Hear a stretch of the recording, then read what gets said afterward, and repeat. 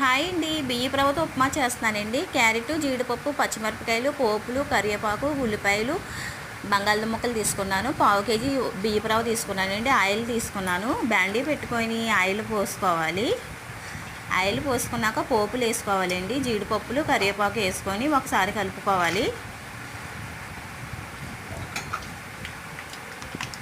ముక్కలన్నీ వేసుకొని ఒకసారి కలపాలండి. బియ్యపు రవ్వ ఉప్మా అయితే చాలా బాగుంటుందండి. పిల్లలు ఇష్టంగా తింటారు. అన్ని కూరగాయలు వేసి చేసుకుంటే ఇలాగా ఒకసారి కలిపి కొద్దిగా ఉప్పు కూడా వేసుకోవాలండి. ఉప్పు వేసి ఒకసారి కలపాలి.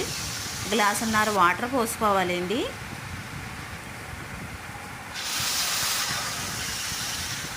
మూత పెట్టుకోవాలి. ఎసరు మరిగేదాకా మూత పెట్టుకొని ఎసరు మరిగిందండి. రవ్వ వేసుకోవాలి. రవ్వ వేసుకొని ఒకసారి కలపాలండి. బియ్యపు రవ్వ ఉప్మా అయితే రెడీ అయిపోయిందండి. మీకు నచ్చితే మీరు చేసుకోండి.